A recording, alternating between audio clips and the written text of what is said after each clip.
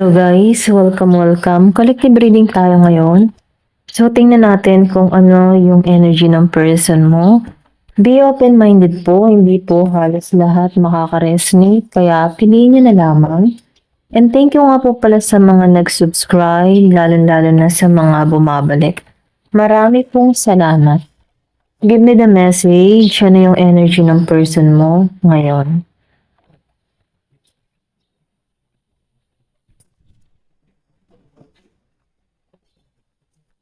Give me the message. Give me the message, ano yung energy ng person mo ngayon.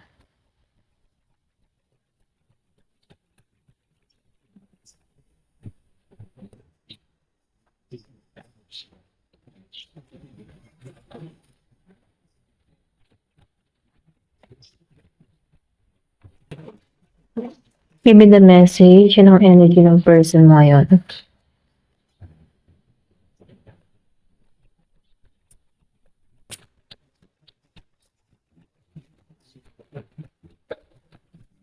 So, nakikita ko dito, meron kang tao dito na andito siya tumatahak siya sa bagong path, okay? Kumbaga, nakikitaan ko dito na meron tong mga ideas na paniniwala or meron tong mga paniniwala na kung saan meron siyang dapat ayusin sa kanyang sarili, okay? Yung man tipo na nagkakaroon to ng nalalaman niya na, kumaga napagtatanto na ng tao nito yung mali at masama niyang nagawa, okay? Kumbaga, nakikita ko dito na meron tong inaayos sa kanyang sarili na kung saan may pagbabago na nangyayari sa tao na to, okay? So, nakikita ko dito na itong tao mo, pwedeng ni-reject mo to, okay? Yung rejection na ginawa mo sa tao na to, hindi niya inaakala na ganun yung gagawin mo sa kanya, okay? Kasi itong tao mo, yung tipo ng tao na habulin or pwede rin sabihin na malakas ang appeal, okay? Mapaglaro sa mga babae or lalaki, Akala ng tao nito, lahat kaya niya, okay? Lahat kaya niya na makontrol, lahat kaya niyang makuha. Okay? So, nakikita ko dito na ikaw ay meron kang ginawa dito na kung saan itong tao mo ay nagkakaroon ng pagbabago na nalalaman niya dito na bihira ka, okay? Alam mo, tipo na yung rejection na ginawa mo dito, doon lang nga napagtatanto na dapat kanyang irespeto. Okay?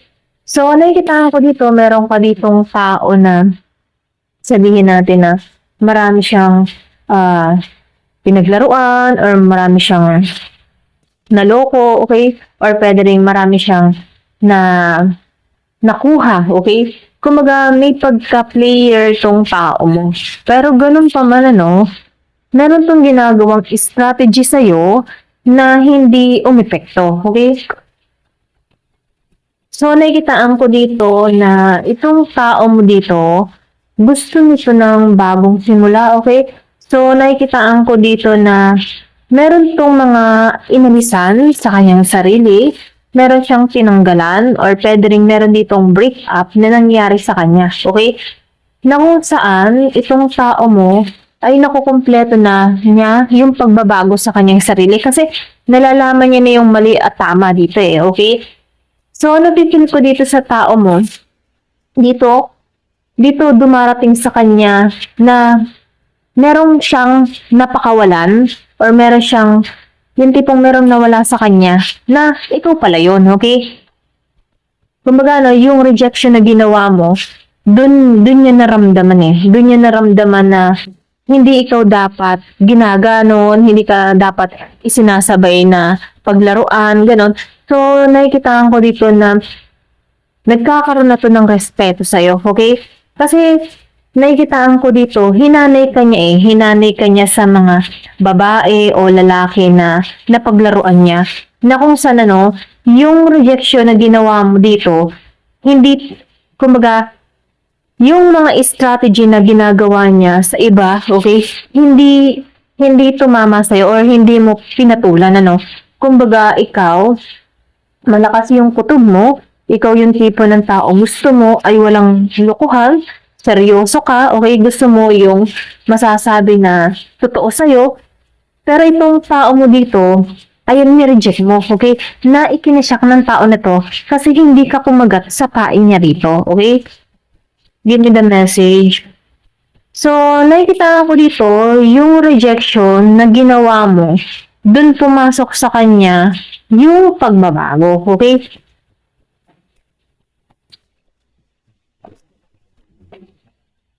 So, nakikita ko dito, itong tao mo, gusto nitong bumalik sa'yo, okay?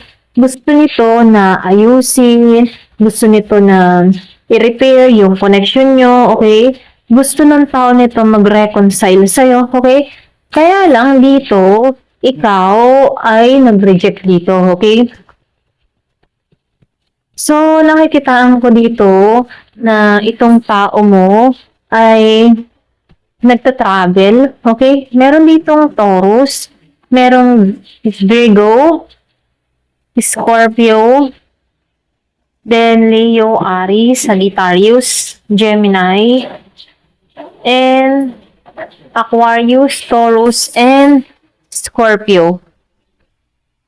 Ayan. So, nakikita ko dito, ngayon tao mong ito ay magaling magdrama, okay? Magaling siyang manipula, magaling siyang alam mo yung tipo na makontrol, okay? Once na alam ng tao nito na gusto siya, ay siya yung tipo ng tao na once na ikaw ay patay o patay na patay sa kanya, habol na habol sa kanya, nagigito confident dito, okay? Or pwede rin sabihin na siya yung tipo ng tao na pag halimbawa maraming nagkaka-interest sa kanya, lahat ito ay napaglalaruan niya, okay? Kumbaga, confident siya, okay, ganon yung energy niya, So, dahil, kumbaga, hindi siya lumalagay sa pang long term, okay, once na merong mga tao sa kanya dito na nahabol na habol sa kanya. Pero, dahil merong kang ginawa na rejection dito sa tao mo, dun nagkaroon ng realization, dun siya dito nagbabago, okay? So, dito pumapasok ng pagbabago sa tao mo, ginigising na siya, mga ganun, So, nakikitaan ko dito, itong tao mo, lalagay lang siya dito sa pang long term kapag meron siyang nakitang tao na karespe-respeto or marunong rumespeto sa sarili niya, okay? Maybe, meron tong mga nakakausap online na once na nagpakita siya ng motibo, ay kumakagat sa tao na to.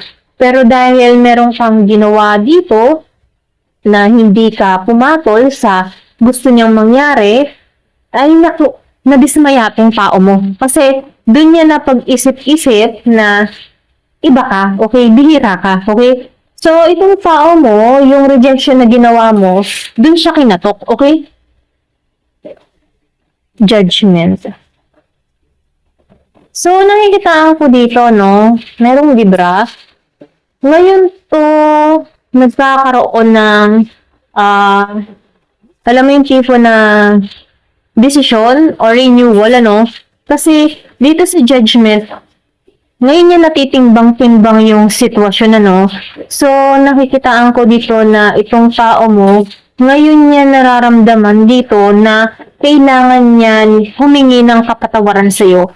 So, nakikitaan ko dito, ginising tong tao mo, okay? So, meron tong gagawing action dito para ma-revert, okay? Para magsimula muli or para ayusin yung connection nyo, okay?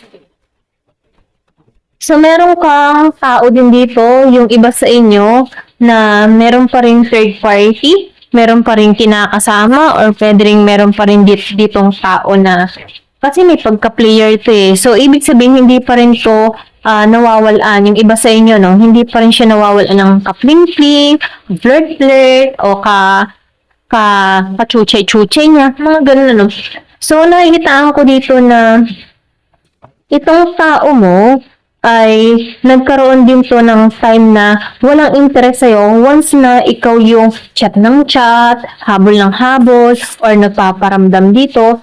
Pero dahil meron kang rejection na ginawa, merong pagbabago. So, nakikita ko dito na hindi to nagkaroon ng, hindi to naging pata sa'yo, okay? So, nakikita ko dito, hindi siya umaano sa love, okay? So, meron ka din ditong tao na ginamit or ginamit ka, may pagka-user. Yung iba sa inyo, hinuthutan, okay? Ito lang nakikita ko. So, meron ditong 5 of Wands. So, nakikita ko dito, meron mga pumiksena sa inyo, meron ng chismis, meron dito na bigay ng, meron ditong gulo na nangyari, merong sumira, Pwede rin sabihin yung iba sa inyo nilagay sa third party, or pwede rin meron ditong tao na trap pa din, okay? Ito lang yung nakikita ko, Hindi siya committed sa lahat, okay? So, mahilig lang itong pling-pling, flirt-flirt, playboy, playgirl, mga ganyan. Makipag-play, ganyan. So, nakikita ko dito sa tao mo, ganun siya, okay? Pero dahil meron kang ginawa dito, merong pagbabago na pumapasok sa isipan ng tao ito. So, marami to na-miss opportunity sa inyo, okay?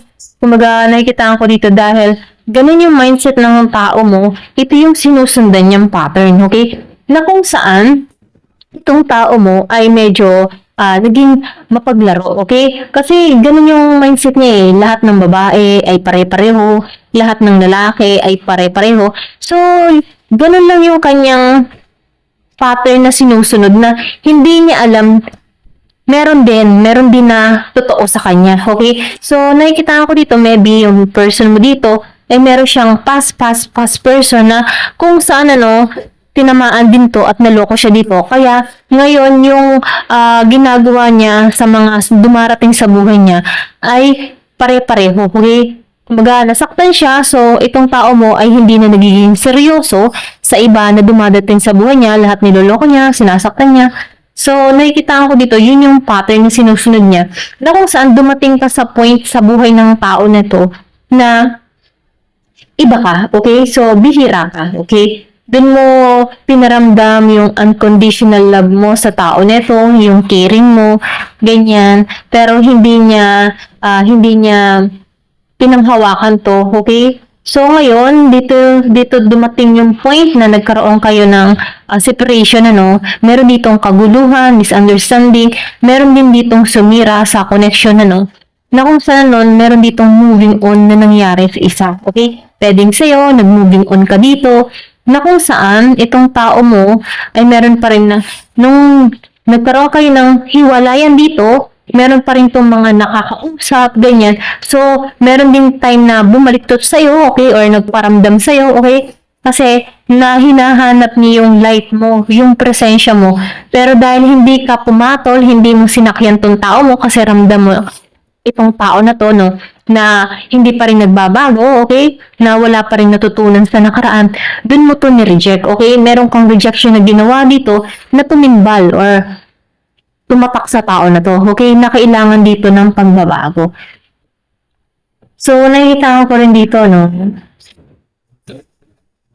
meron dito misunderstanding or pwede rin na misunderstand ka ng tao na to, okay? Na akala niya, kumaga, sinabay-sabay, parang inihani ka niya sa mga nilalaro niya, okay? Ganon. So, pwede rin, meron siyang nakakausap ditong mga babae or lalaki na alam mo yun, yung may pagka-usapang mga usapang pangkamundo, ganyan. So, pwedeng flirt, ganyan, ganyan. So, makamundong usapan na kung saan pagdating sa'yo, hindi mo pinatulan, okay? So, itong tao mo, dun siya kinatok. Yan. Give me the message, yun ang pa-mensahe. So, meron ditong hook up ko.